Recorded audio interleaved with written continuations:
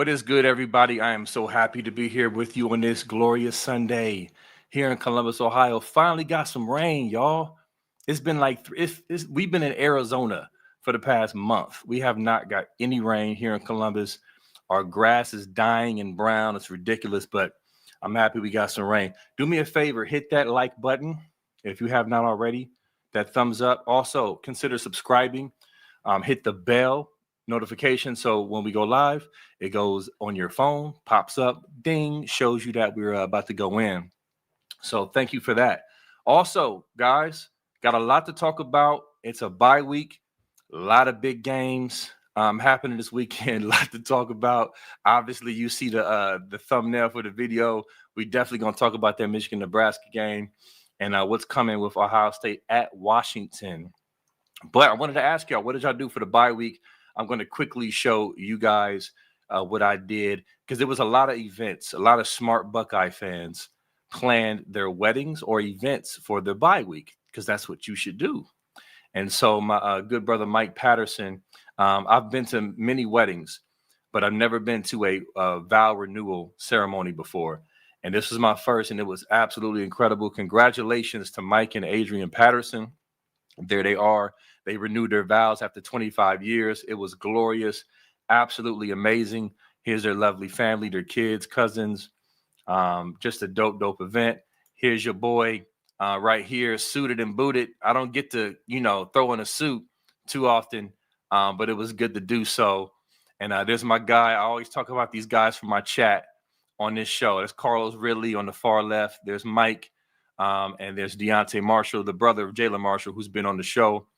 And then also my guy Dewan cannot make it, but here's Dewan. This is what he looks like. What's up, brother?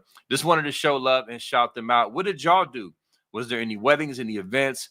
There's a scoop thread going long right now about everything people were doing during the bye week. Our guy David said he was jumping out of airplanes with some Navy SEALs. So I'm curious in the chat what y'all did over the bye week. Remember, when you send your super chats, it helps to go towards the pay it forward, which is the military, first responders. We're going to take care of them because they take care of us. Nevada Buck, what is up, brother? How you feeling, man? How's this bye week been treating you? I hate bye weeks, man. I hate bye weeks. I hate everything about bye weeks. And the only thing good about bye weeks is that this bye week's over, and I'm officially on to this is game week now. Forget this bye week stuff. We're on to game week. And so it's all about Washington, our first road trip of the year. But yeah, bye weeks suck. I don't care. And we have one more this year, so it's like, yeah. Is that before Penn State or after Penn State? I think it's before Penn State. Before Penn State. I'm going to need therapy because I the weekends and you try to get through the weekends and stuff like that, but they're so hard. Yeah. It's just so hard. And, I went and watched my daughter play some hockey, did some other stuff, but it's Ohio State football is just where it's at for me. And I'm glad it's over. So I survived the bye week. I'm ready to go, and I'm ready to play Washington now. So let's get it on. Yeah, man, it's crazy. We got 2 bye weeks. I was talking to my pops last night. He was like, "You, it's 2 bye weeks now." Yeah, I was like, "Yeah, Dad, it's different. It's And I was just thinking to myself, like, "Dang, we got to go through another bye week." As he was saying that, so I totally feel you. But yes, we got at Washington this Saturday. We watched a ton of games yesterday, and one of them was Washington. We're going to get to that. But Nevada, let's kick it off. Let's just start with our thoughts on this Michigan at Nebraska game. We all watched, had the group thread, the chat going. I think there was a bunch of chats going. It was a lot to digest in that game. As you can see in the thumbnail, 2 trash cans with fire in them labeled Michigan and Nebraska to give you a hint about what we felt, Nevada. Yeah, it's look, there's so much to unpack here, but let me just I'll go to I'll sum it up. Michigan's not very good. Underwood is not very good. Justice Haynes, I think, is legit. I think he's a good running back. I think they did a nice job getting him. Or for Ohio State fans, wonder why we didn't get Justice Haynes because he wanted 7 figures to come, and Ohio State wasn't ready to pay him like that, and especially with some of the guys that we have in the room, they feel like they can do it. But he's legit. I think he's a legit running back. But Michigan's Underwood's yards in the air, like the distance the ball traveled in the air past the line of scrimmage. So it's basically your net passing, not including yards after the catch, was 1.7 yards. Yikes. Yes. I mean, he cannot throw the ball down the field. And he had one run of 39 yards for a touchdown. Nevada Bucket 62 could have rumbled there because there was no one in the Yes. middle. I could have limped in the end zone on that one. So it wasn't like it was some dynamic, unbelievable run or whatever it was. But he sucks. Their defense is terrible. But I do think Haynes is good. I think he's a good running back. I think if you contain him, they're really not going to do much. And their defense is not very good. Yeah. Their defensive ends were able to put some really terrible Nebraska tackles on roller skates and kind of push him in. And let me tell you what, Dylan Rayola tries so hard to be Patrick Mahomes. I mean, like I have never seen anything like from the bandana to the sunglasses to the expressions, the whole thing. And the thing about Mahomes, on top of having a golden arms, one of the greatest things about Mahomes is his ability to navigate the pocket. Like he is so nimble and quick in the pocket in terms of being able to feel where the pressure is, move around. I've mentioned that he's multiple times this year. He's already been the leading rusher for the Kansas City Chiefs in games. So like he's mobile, can really make his offense, make up for an offensive line that may or may not be the best. And Dylan Real is exactly the opposite. He's got Kyle McCord like pocket presence with like lead feet and then slow decision making. And so you do that and you're going to get sacked a bunch. So I think that there were some people that were pretty excited about Michigan's pass rush. That only works if you got two bad defensive ends or excuse me, offensive tackles and a slow-witted quarterback, back there. And I think Ohio State should be fine. So yeah, it was a tough game to watch. I had predicted that Nebraska would win 27-23. They ended up losing 30-27. So it was kind of a one-score game either way. Michigan, their kicker made a 56-yarder or what it would that, but that would have been probably good from 66 yard. And Man. Nebraska's kicker missed a 31-yarder. So sometimes it can come down to one play, one thing. That's what happened, and they lost. And but neither one of those teams is any good. But before I finish my rant on that, can I get on to one other rant? Yeah. Okay, Let's do it. this really bothers me. This Oh. really bothers me. Schedule who you play. The difference between schedules right now in college football is so pronounced and so, like when you look at Michigan's schedule this year or Penn State's schedule for next year or Indiana's schedule last year, and you look at it and you kind of go, there if you get the breaks from the schedule gods, whatever that is, like you can literally not play any tough games. Like you can Yeah. literally avoid playing any tough games. And so Ohio State, where we're like, you know, let's schedule Texas, let's schedule Georgia, let's schedule Alabama and this and that.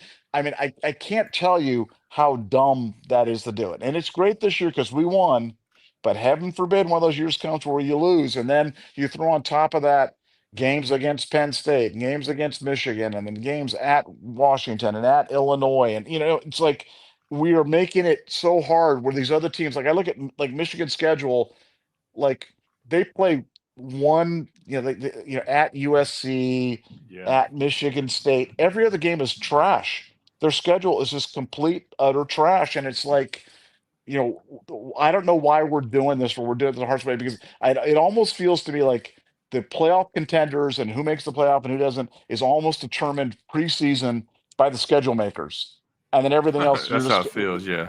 yeah, that's how it feels. And it bugs me, and the fact that we have it within our control, because let me tell you what, games we watched this weekend, Indiana's legit.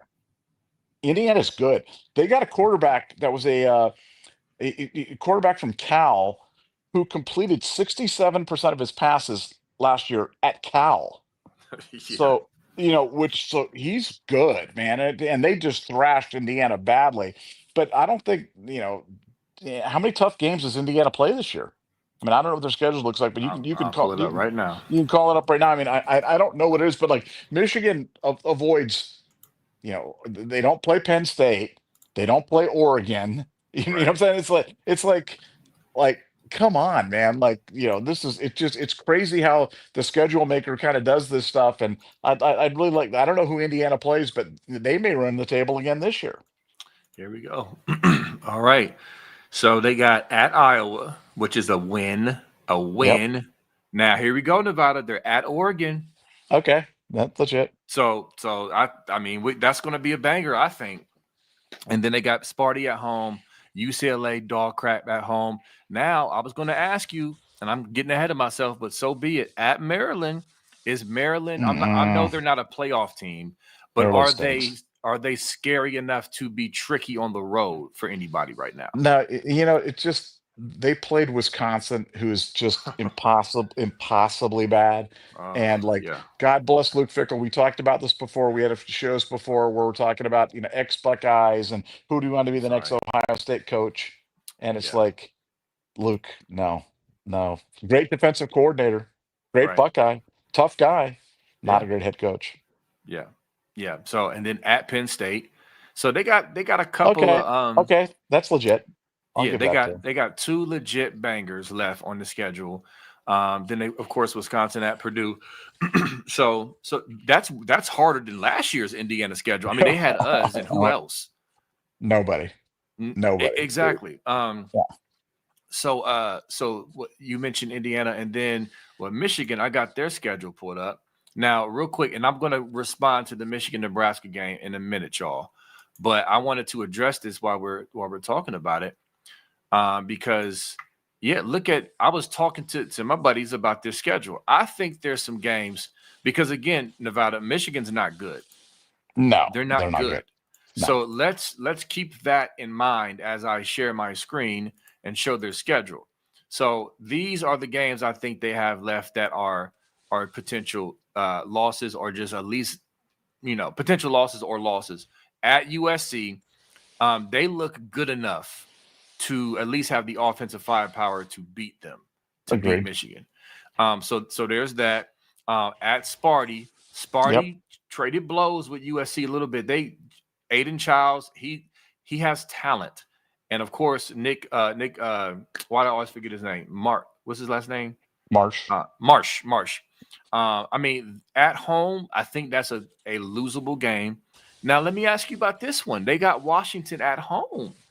What is your thoughts on that game? We're about to play them, obviously. We're going to talk about that, but is that not a losable game to you, even in the big blouse?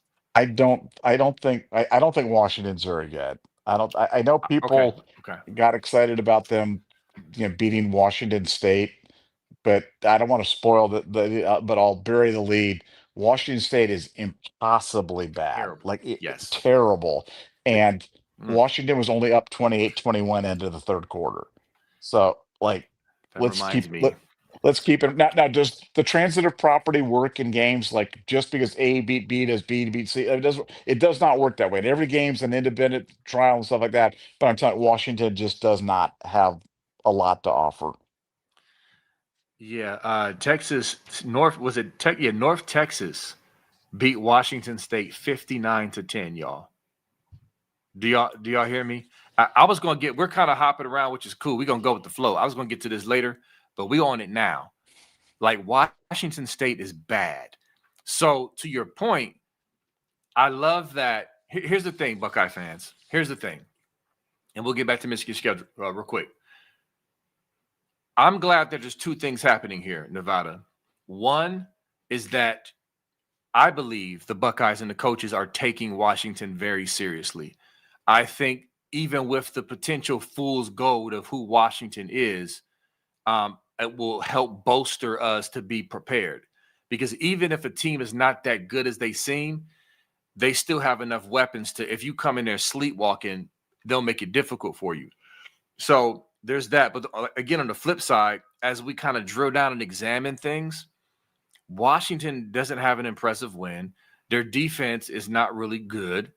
Outside of their quarterback, who is dynamic as an athlete. I mean, he's fast, twitchy. He's got a nice arm, but he's dinky. He's 5'9", 190.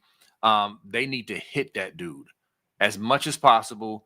Hit him. They got a really good receiver.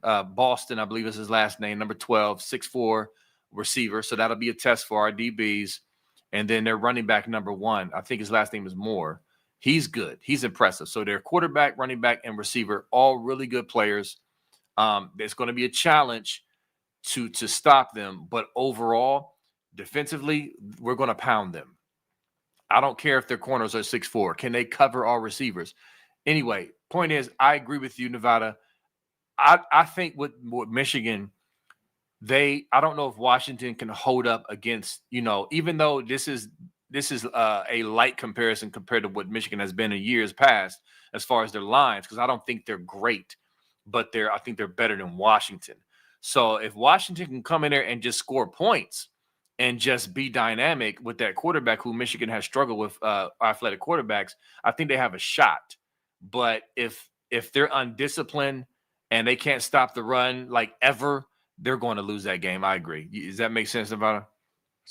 Yeah, for sure. And I think, Washington will be one of those teams that they'll be a tough out at home, and I think they'll be a paper tiger on the road. They'll be one of those teams that just kind of get thrashed. And I think a lot of teams I think a lot of people are writing off Illinois this year because they went out on the road to Indiana and just got mollywopped.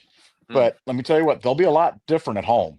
Illinois at home is going to be a lot different. They're not going to be they're not the team that lost by 40 points at Indiana last night. They're going to be a lot better than that. So, for Ohio State, we were at the beginning of the year, we were looking at road trips to Washington, Wisconsin, Illinois, and Michigan, and kind of going, wow, yeah, that's a tough thing.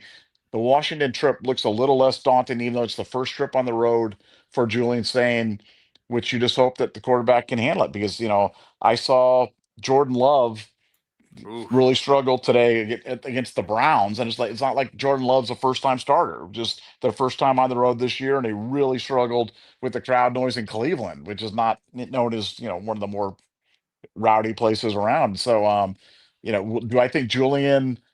It's possible that Julian struggles there at Washington, because that is a very unpleasant place to play, and they'll be fired up for the game. They just don't have the horses.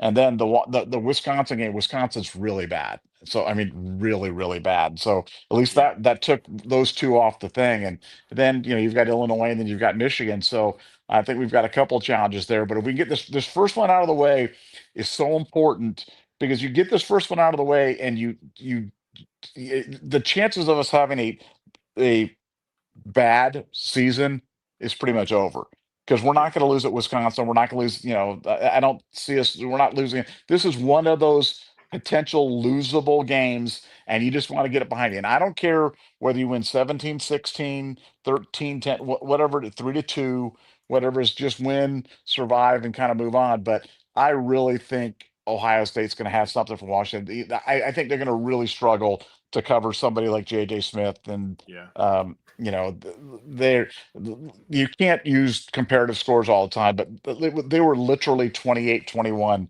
with Washington State at the end of three quarters, and Washington State is so impossibly bad, like really, really. I mean, lost by 50 points in North Texas, who lost to or beat or whatever Army yesterday, 38-37 or something like that. So they're just not a good football team, and I think Ohio State's coming off a bye week. I think it's a good time for Ohio State to make that trip. Yep. So a couple things. I think we're going to be able to run the ball. I think we're going to go in there with our 12 and 13 personnel, and we're going to line up and we're going to run the ball on them. I think we're going to see Bo Jackson pop some more runs, because, the hater fans are already saying, relax, calm down. It was only Grambling in Ohio. Nah, this kid's special. So we're going to pound them, and then we're going to go in there with a good game plan. Defensively, I'm confident in the defense. I'm just curious, Nevada, what Patricia is going to roll out there. Obviously, we're going to have a spy, Arvell, Caleb, whoever.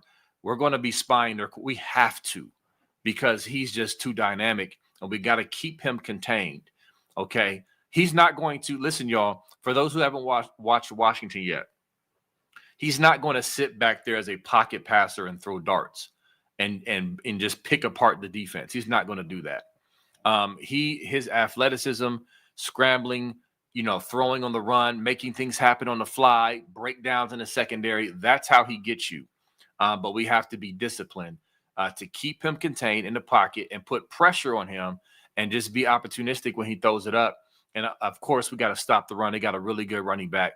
But I love our defense against their front for sure. But I wanted to quickly give my thoughts on the Michigan-Nebraska game because, Nevada, you nailed a lot of my points.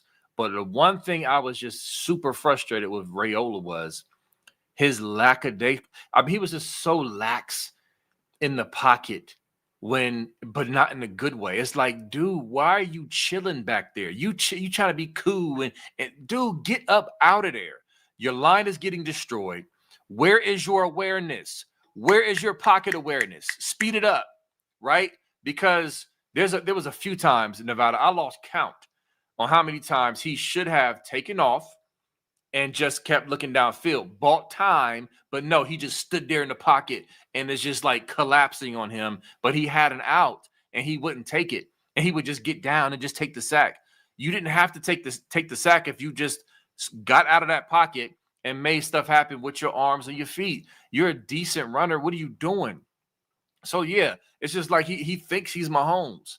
You know what I'm saying? It's just like, oh, Nebraska. Listen, and real quick, before the season on the schedule, remember, I was like, hey, man, Michigan, man, they might hold that L at Nebraska. I think they are going to lose. But what happened, Nevada? In the group chats on the scoop board, about a week before the game, I start getting cold feet. Like, hold on, man. I'm getting nervous about this because I went back and watched the Cincinnati-Nebraska game, and I did not like how they got gashed with the run. Their quarterback gashed them, and the Cincinnati quarterback, Scorby or whatever his name is. And I just didn't like the run defense. And I was just like, this is not good. Because listen, Justice Haynes is a good running back. But, and this is not me hating, I just don't know how really good he is because, I mean, he's ran all over who exactly? I mean, he didn't run all over. I mean, he had that big run against Oklahoma. I mean, I still don't buy them as a great defense. But Nebraska's safeties, oh my goodness, on that one long run. Dude, what are you doing? That was a terrible angle. You didn't fill the hole. It's just like he almost made a business decision, Nevada, on that play. It's like he didn't want to make contact. That's your job to stop that play from being a 75-yarder and only being a 7-yarder. But anyway, Nebraska's bad. Michigan is bad. I'm not convinced they're good. The only things they let Underwood do is passes behind the sideline, occasional slants, roll him out, naked bootlegs, the same. Like, he has about 6 or 7 plays in the playbook. They let him run. And so when they actually play a real defense, what's going to happen? And so that's kind of my question. But yeah, both teams are very mediocre teams. And so I'm sure Michigan fans are happy they got out of there with a win with Nebraska, but I'm not coming out of that game feeling like, oh, we're world beaters and we're going to the playoffs.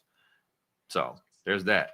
Well, I mean, you hit it on the head with Underwood. They only allow him to make certain kind of throws, like, because he only has one pitch. He's got the fastball, so he can throw the behind the line pass to the wide receivers for the little wide receiver screens, or the quick slants. But anything that requires him to throw like over the linebackers' heads before the safety, they ain't doing that. Like layering the ball, no, he ain't doing that. They don't even attempt those passes, and so that's why, like I said, literally, his passes were all behind the line of scrimmage. Like every single one of them are roll out and try to hit the little tight end, dragging down the thing. But frankly, we saw that same thing with JJ McCarthy. That's what Michigan did with JJ McCarthy for years. They didn't trust him to throw either, and so yeah, Underwood doing that. I'm sure they're happy getting that win, but I mean, Nebraska had so many chances, and when Raiola did that thing where he flicked it out to the tight end, like under, he was thinking,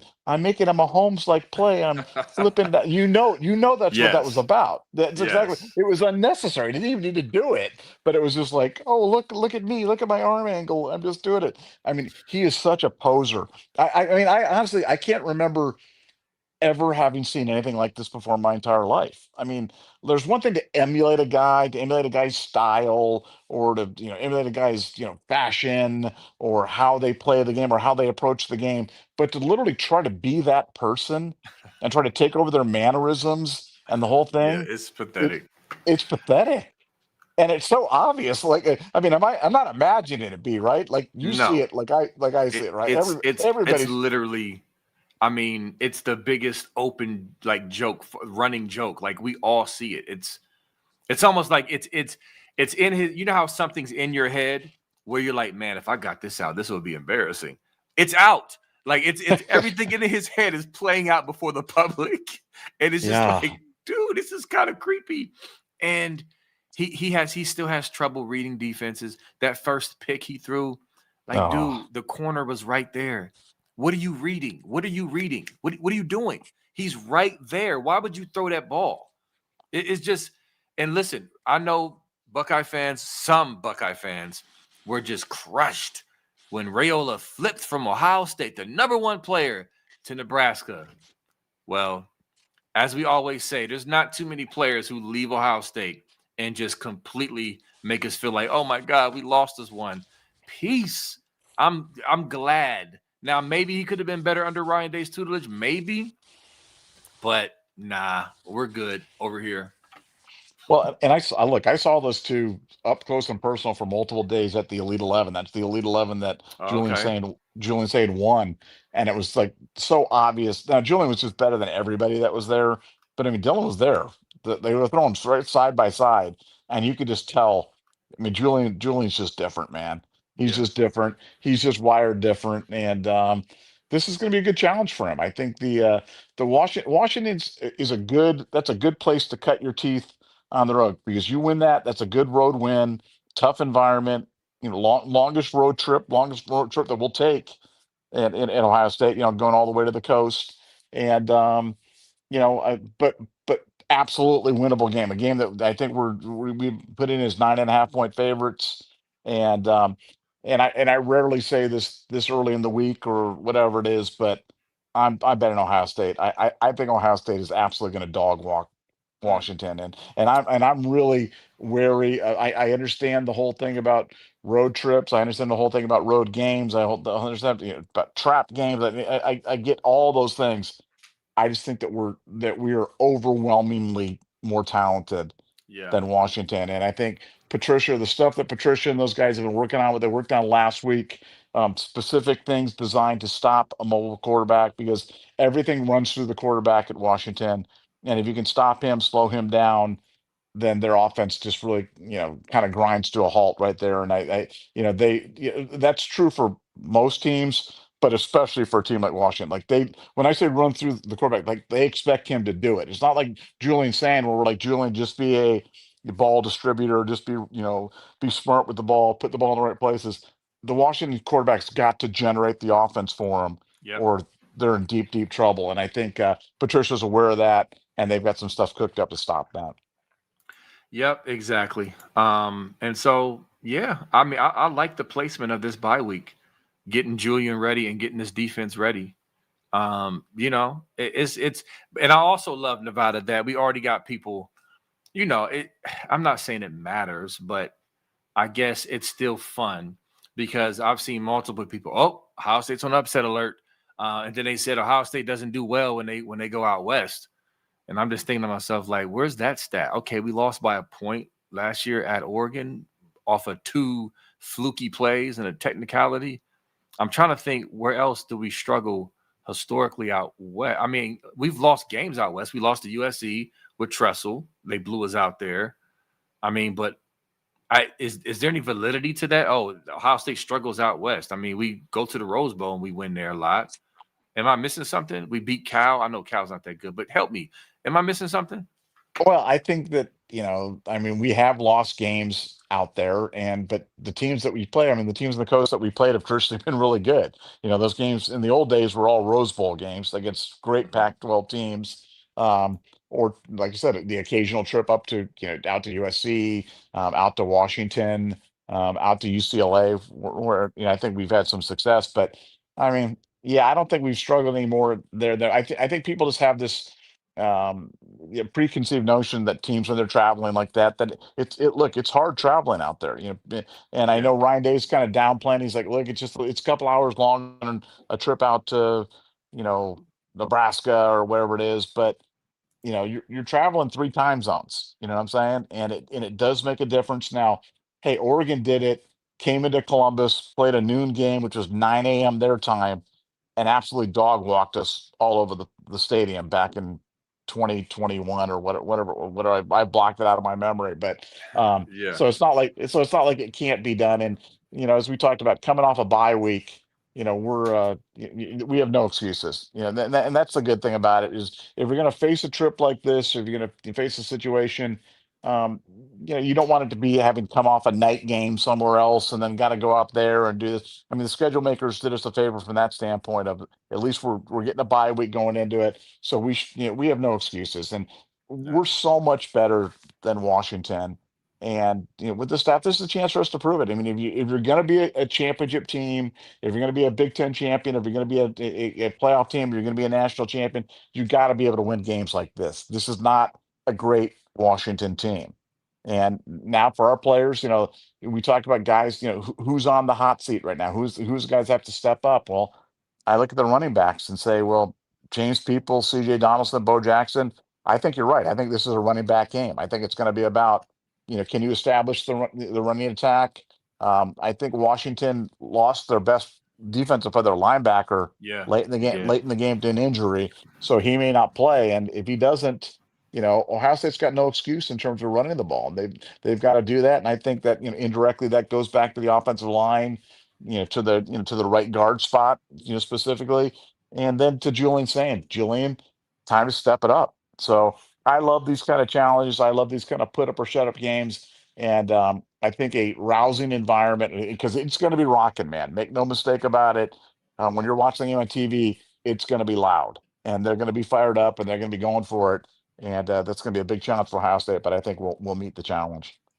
Yeah, if I was playing this game on the NCAA 2026, I would have them rock the all white joints, the white pants with the white jersey, silver helmets. What y'all think? I think that would be clean, but no, but yeah, this is going to be fun, man. I'm so glad we're back this week because, like you said, you try to make the best out of the bye week. You watch other games, you go to events, but it's nothing like Buckeye football.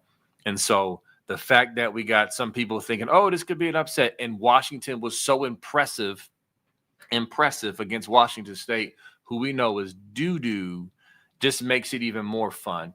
It's just kind of a perfect recipe for our team to go out there and smash Washington like they could and should based off of the talent discrepancy and the coaching. With all this hype around this game coming up and, oh, Ohio State, got to go out west and all this other crap. I cannot wait. Cannot wait. But wanted to bounce back to somebody in the chat mentioned Michigan's secondary. And yes, that's another thing, Nevada. Their secondary is not good. Like that's one. Like there's holes in their secondary. The problem is Nebraska. Their O line is so terrible, and Rayola's pocket awareness is so trash that they really didn't exploit it as much as they could. And he still threw for 300 yards. Here's his stats: 73% completion, 308 yards, 3 touchdowns. And honestly, it didn't feel that way, Nevada. Like statistically, it didn't feel like that because he was so bad. But there's at Oklahoma, they exploited, Michigan secondary. There's holes in that zone they try to run, wide open, gaping holes. Mateer threw an interception over a guy's head that was wide open. I mean, it's just dumb stuff like that. Like, yeah, I'm looking forward to that game in November. I'll say that. But yeah, Michigan they're not a clown show, but they're not really good either. They're not a contender. They're just not. And so, but Nebraska really, really showed. I mean, it's just, are they ever going to get over the hump as far as what Matt Rule? What is his third or fourth year, I believe, Nevada?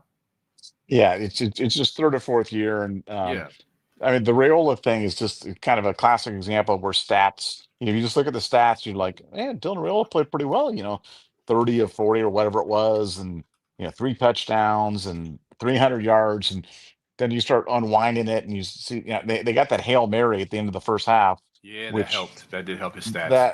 that was, well, and frankly, when you get a play like that, I honestly was thinking, wow, this is their day. This is the day that they beat Michigan, because when you get a play like that, you got to cash in. The fact that Michigan screwed up the clock management that allowed that play to even happen was, yeah, I mean, that was so classic Michigan, all the way. Yeah, But yeah, no, it's yeah, Rail is just not good. He's just not a good quarterback. And for Michigan, the fact that they've been carved up so consistently by guys in the defensive secondary, I mean, that really is the strength of the Ohio State team. And what you hope for Ohio State is that Ryan Day and those guys really lean into that against Michigan. Like, we don't need to. I know this thing about the team that's won the rushing attack has won the game 31 of 32 years or whatever it is. You know how little I care about that? I couldn't care less about that. I just want to win the game. And if you have to pass to set up the run or do whatever you have to do, I don't care. If Julian Sand comes out and throws the first 17 times in the game, I'm totally happy with that. Because you know what? Our guys are really good at pass blocking. We've got the yeah, best wide receivers in the country, bar none. Nobody else has got a wide receiving core like we do. And Michigan can't guard our guys. They can't. So, lean into that. Let's lean into Max Clare. Let's lean into Carnell Tate and Brandon Ennis and JJ and those guys. And let's do that. And once we've kind of softened them up with the pass, then let's run the ball. So I think last year we took the exact opposite approach. Last year, it it it I'd say it seemed, but what it was that Ryan Day felt that we were so overwhelmingly better than Michigan that he could line it up and just run it at them, even if they knew it was coming, and that we would win the rushing battle, we'd establish the physicality thing, we'd end the jinx against Michigan. You know what I'm saying? Like, I thought he was going to slay all these dragons, and frankly, it played out the only way that we could lose the game. And yeah. so I think, for Ryan, I think the message that Ryan's learned and hopefully learned and really taken to heart is, man, win the surest way, whatever way it is, just win the game. And for Ohio State, you know, um, I know we like to run the football, but the way that we can pass, the way we can throw it, and I like coming out passing. I do. I like coming out passing and establishing the pass, and then hit them with the run. But that may be counterintuitive to some, and that may not be how this game plays out on Saturday. But that's the way I hope it plays. I hope we come out, use our strength, use our speed, do our things, and then once we get those guys on the heels, once we get those guys stopped from crowding the line, let's not be predictable. Let's not put the Saran wrap on Julian Sane and not let him keep it on some of these zone read. Let's run some real zone read action and keep those guys moving side to side, and then let's leave this Ohio State offense to its full potential. Yeah, I hear you, and I don't want to upset you, but I'm going to ask you with this bye week, do you think this not Luke, Jesus, this Lincoln Keenholz package will come out and rear its head again on the Well, look, road? look, they've been running it. I mean, they run it in Yeah, practice, and the yeah, only thing we don't know is when they're going to dial it up in the games. exactly. Um, but Is this the week? it could be. I mean, it could be, especially with our struggles in the red zone. It certainly could be, the time that they try to do it. And we've talked about this before. I'm yet to see these things, really work, consistently in terms of doing it. I know teams like to do that. They'll bring in the Wildcat QB or the running QB or whatever it is, and yeah, the first couple times it works, but eventually, man, if defenses know what you're doing or they have a strong belief what you're doing, they can pretty much stop you. You know it yourself as a Yeah, football coach at whatever level. If a team believes you're going to be running the ball and they just sell out to stop the run, it's hard to run. yeah, People. I know a lot of fans are like, "Hey, I want to be that we just can line up and point to the thing and say we're going to run right there, and then we'll just kind of just do it." And man, that's not how it works, man. I'm telling you what. Football, at least from my perspective, play football at a high level is about deception, about constraint. It's about getting them thinking that you're going to do this and then you do that. And I think the great play callers are the ones when you're sitting there going, "Wow, this is going to be run the whole way," and all of a sudden it's a play action pass or something like that. That's what the great play callers do, and I hope that's what Ohio State does. I hope Ohio State has really spent this week, because I think Brian Hartline, As good as Matt Patricia's been as a first-time college coordinator, I think Brian Hartline has really shown that he's a first-time offensive coordinator. And I'm not sure if I know we're not there yet. I know Brian's not there yet, and that's to be expected only 3 games into this. But I think that we've got to do a better job of mixing stuff up and not being so predictable. And I do think that comes through the quarterback position, and whether that's through activating Julian or implementing Lincoln and calling his number. I think our offense will never be as good as it can be until we activate that part of our offense. I believe that wholeheartedly because I watch football you watch high school football and college football and pro football, and you look at those teams, the teams that run the quarterback at least as a constraint are the most difficult to defend. They're the most prolific offenses at every level. And if you're just one dimensional, it's hard to win. Not impossible, but it makes it really hard to win. And I hope Ohio State becomes really difficult to defend. Yeah, I agree. I mean, that's the fun thing is what's going to happen. We're going to see because we've known about this package with Lincoln since the offseason.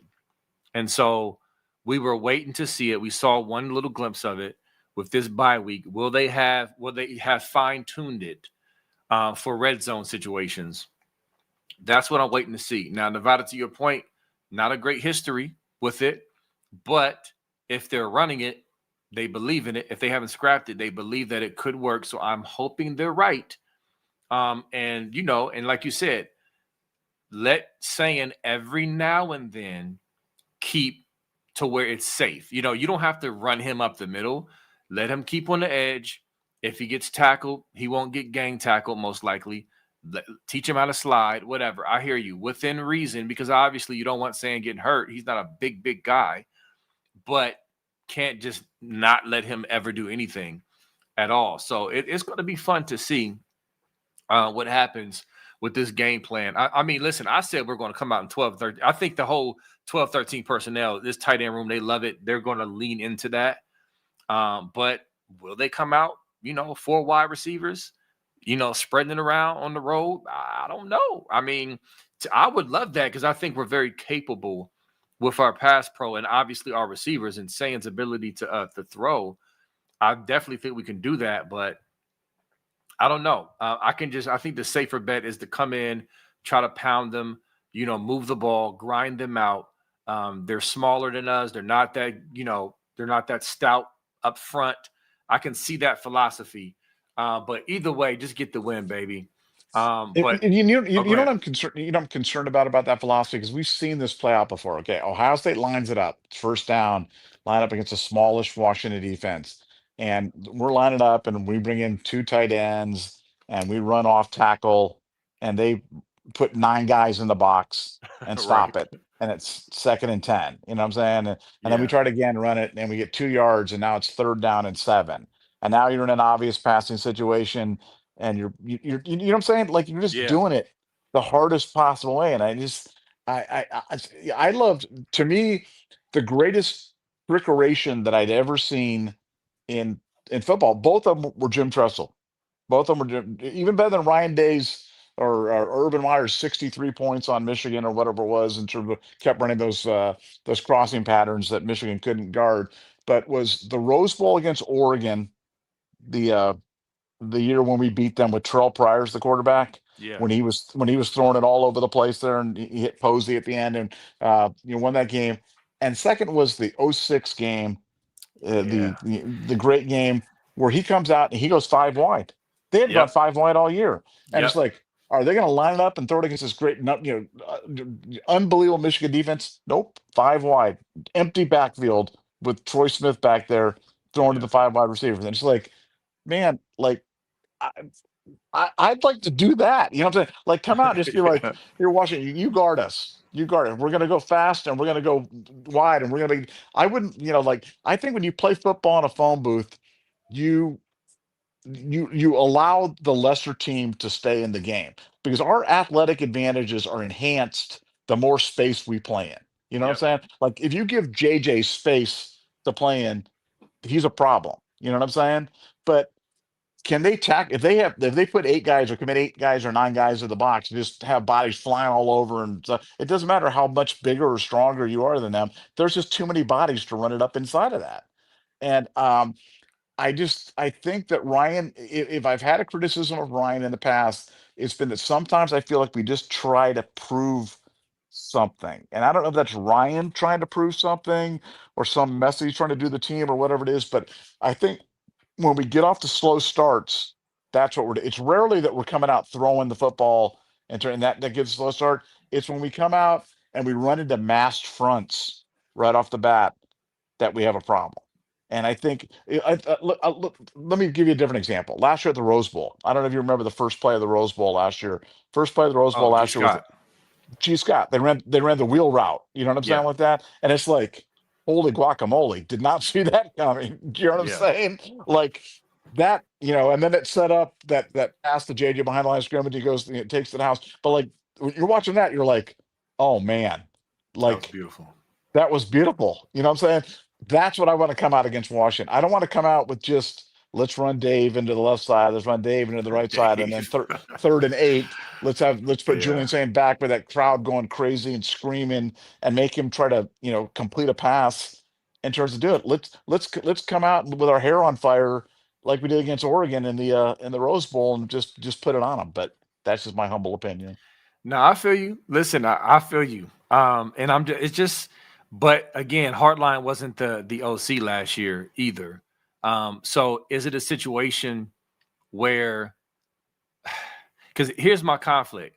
The big difference is Chip Kelly was in the booth, and Chip Kelly was there with game planning. Listen, I think Brian Hartline, they believe in Brian Hartline. He's just not where Chip Kelly is. I mean, just naturally in his career. So is it a situation where Ryan Day, kind of takes on more to try to do that? Because hey, I've done this on the road, you haven't. I don't know, and that's why the excitement is there for me as well. Because yes, the 12-13 personnel is what we've been really leaning on so far. But to your point, Nevada, that Oregon game plan was masterful. It was great. We attacked them, and they were on skates. They were on their heels from the gate, from jump.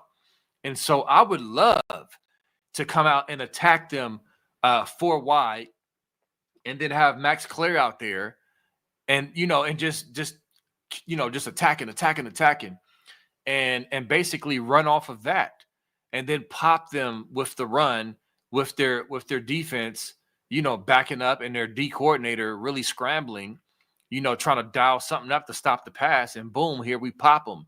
Here's Peoples finally breaking out with a 100-yard game because the holes are just gaping. You know what I'm saying? So it's exciting to think about, but I feel you. We've seen that. We've seen too much of the banging your head up against the brick wall, and it's just like, why? We're better than them. Exploit the outside, go over the top, or if it's there or whatever. So yeah. I feel you, man. I'm excited. We got all week to talk about this game. So yeah, you about to say something?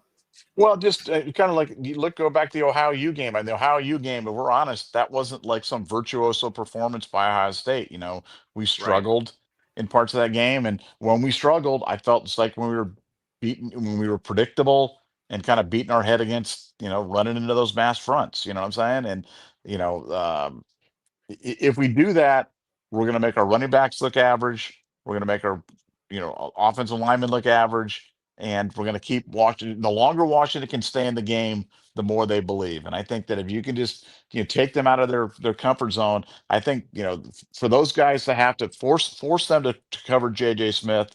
Let's, put the trust in Julian. Julian's saying for all his things, he's a very accurate passer. He puts the Yeah. ball in good spots, and just if they're not sure, if they're not, if you're not having to drop him back every time in third and long, and throw, and they don't know what's coming, that gives them more time to operate. And I just hope that's what we come out. I'll know a lot about how good Ohio State's are because that they're game planning to run tempo.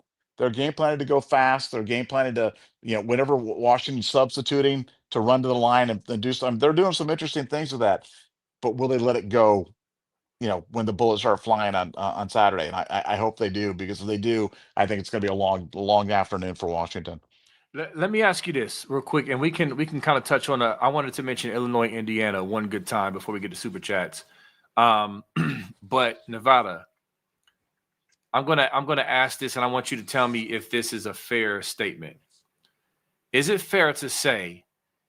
Because I'm basing this off of what you said about Ryan Day, what you've had, some knocks against him, certain things you're like, come on, Ryan. Because in the past you said good Ryan and bad Ryan. Do you believe, in hindsight, when we see how this game plan turns out, will it be a confirmation or a sign for what's to come for the rest of the season of what we're truly going to get? Because right now we believe this is a different Ryan Day. He has a different confidence. Do you believe this game and the game plan that they show, with a win, of course, will be sort of a sign of things to come? Or do you think that's kind of over reacting? No, I think it's a good point. I think it's, Okay. the question is how much, what we're looking for is kind of Ryan Day's continued evolution as a coach. And, Yeah. how much confidence does he have? How much confidence does he have in his team? How much confidence does he have in his quarterback? How much confidence does he have in himself to go out there in terms of doing it? And so, I don't want to make some bold things that are oversimplifications of complicated issues, but I think the more, you know, carefree that Ryan can be, I think it's better for our team. I think when Ryan has got it going on, kind of like that Georgia game in 2022 that we ended up losing, or 2022, whatever it was, we ended up losing the game, but Ryan called a heck of a game. That, He like, we did. were playing with our hair on fire, and we were just going, and should have won the games. Still can't believe that they picked up the call. I see targeting called, Terrible. and just terrible. And I realized that targeting was called on that Marvin Harrison thing against Georgia, and they picked it up. It Right. didn't, Which may, yeah. which I do not understand. Like, you get ear hold right there with a guy spearing him right in that side of the head. And now I see hits. They threw out a guy. I think it was in the Illinois Indiana game. They threw out the guy, and he hit the guy with his shoulder into the shoulder, and they threw him out because that's even getting up into the head and neck area. He didn't even make contact. I mean, I don't know, but don't get me started on replay and all that Yeah. nonsense. But my point is, yeah, I think it's a great point about Ryan Day, and that I'm hoping that all we see from here on out is good Ryan. And if we lose, let's lose playing loose and playing with our hair on fire, and let's just go out there and let her rip tater chip and let our guys be themselves. Because I think the longer we keep it in, the longer we keep watching the game, and I don't think that there's any reason this game has to be close. Yeah, that's good. And real quick, I'll say one last thing on this before we move on. Do we have to come out and make a statement in this game? No, we don't. But I think we should. I think we should. I think this game on the West Coast, the number one team traveling to Washington. Washington is undefeated. They look good. They got dynamic players, and they can do it. Will this be an upset? All of that talk, we could come in there and absolutely smash them. Like, I have no question that can happen. Like, I think that is like a very possible thing. Now, at the end of the day, all we want is to win. But to your point, Nevada, and everything we're saying, it's like, why not just smash them? We can do that. And so I would love to really, really make a statement in this game to go out west and just completely dominate them. Because the other thing is this, again, I give you the caveat, y'all. I understand being number one right now. I don't care. It doesn't matter if we're number one right now. It's fun. It's something to banter about or whatever, but you still got those out there like, I guess we'll put them at number one because nobody else is that impressive. So I guess. Nah, we need to smash them. And it's just like, oh, okay, yeah, that's your number one team right there. I know it doesn't matter in the grand scheme of things, but it would just be good just from a fan standpoint. Like, hey, yo, we that deal. And so that's all I'll say about that. Unless you wanted to respond to that, Nevada, why not go out there and just kill them like we're capable of, and just not win? Let's just do the thing to win the surest way. Not against this team. We don't have to. Ain't Texas and in their defense week one. We can go out there and what do you say? Let her rip tater chip, as you like to say, and win and dominate them. Go ahead, brother. Well, yeah, I think that that's what championship teams do. Championship teams come and they play against somebody when the team's overmatched, that they don't make it close. And I look back on those great USC teams when they had Matt Lanton. Look, they didn't win every game, but they won a lot of games where they just went out and just blew people out. And I'd like to see that from Ohio State this year in 2025. I'd like to see that from Ryan Day. I'd like to see it from Julian Sain. I like to see that from Brian Hartline. I'd like to see just that attitude. That attitude of, hey, let's go score 60 points like we did against Michigan in that defense in 2018 or what. You know what I'm saying? Like, let's just keep our foot on their throat and let's just kind of go for it. Let's not play the game close. Like you said, this isn't Washington.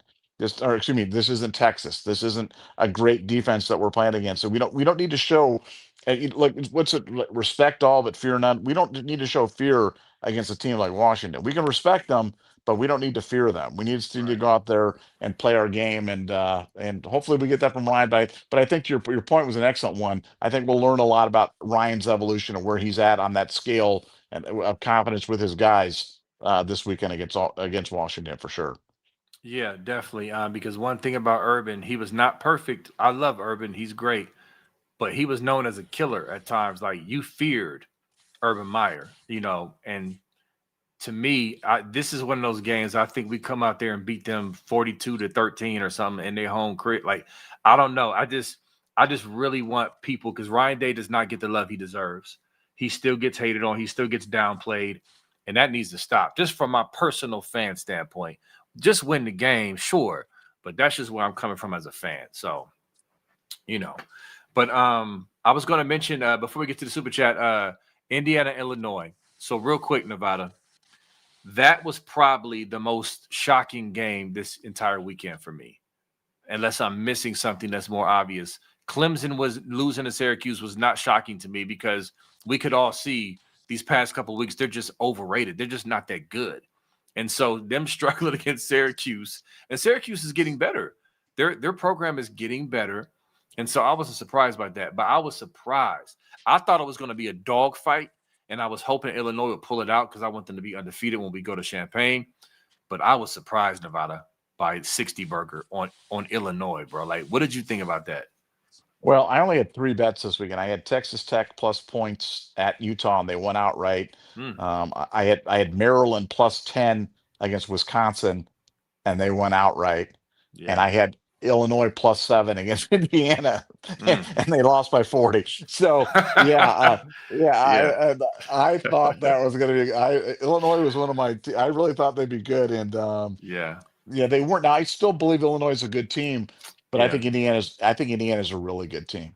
I think and Signetti is a tool, and he's a lot of Yeah. fun to kind of goof on and everything. Google me Signetti, but I'm telling you what, they have it going on, and I think I don't know if they're going to be on the road, but at home they're going to be a tough out, Yeah. and they really put it on them, and like I said, the Cal quarterback, he's the real deal. 67% of his passes the fact that he completed that at Cal was really impressive to me because Cal stinks, and Yeah. the fact that he was able to do that, yeah, he's got it going on. So that's a team to watch for sure. Yeah, the debaggery levels with Signetti is are very high, but he's a good coach. You just gotta give it up. He's a good coach. He just Yep. is. And so I was surprised, bro. Like, looking at that score, I'm like, are you kidding me right now? Because I wasn't able to watch the whole thing, but I was shocked. And with that said, y'all, like Nevada just mentioned, this is college football. Do not it. I hate to get on my pulpit. I have to remind y'all, we've watched so much college football. A team can go on the road and get absolutely hammered and then play with their hair on fire at home against the number one team in the country. We still better be ready for at Illinois and Brett Bielema. We better be ready for at Champaign. Are we better than them? Yes. Should we beat them? Absolutely. We still got to be ready for them. You know what I mean? Like, we got to come ready to play. It's just what it is. But as fans, we make the same mistake every year. We count teams out because of 1 week, or we crown teams because of 1 week. I'm just saying, we better be ready for at Illinois. They're especially now, because they were feeling themselves. They got absolutely stroked by Indiana. Now, what better thing to help them, rebound than knocking off the number one team in the country when they come to their place? So, yeah, Stilly Matt asked, you said, is Illinois, either Indiana is excellent or Illinois sucks? I don't know. And real quick, what do you think about that? I don't think Illinois sucks. Sometimes you just run into a buzzsaw. Sometimes that okay, look, when Iowa absolutely just dismantled us, embarrassed us in 2017, we didn't suck. We just ran into a buzzsaw coming off of emotional win against Penn State. It's college football. You agree, Nevada? Yeah, I totally agree. And I think that sometimes, look, you played sports your whole life. Sometimes it goes bad. And when it goes bad, sometimes it just steamrolls on you. And all of a sudden you wake up and you're like, how in the world did we get beat that bad?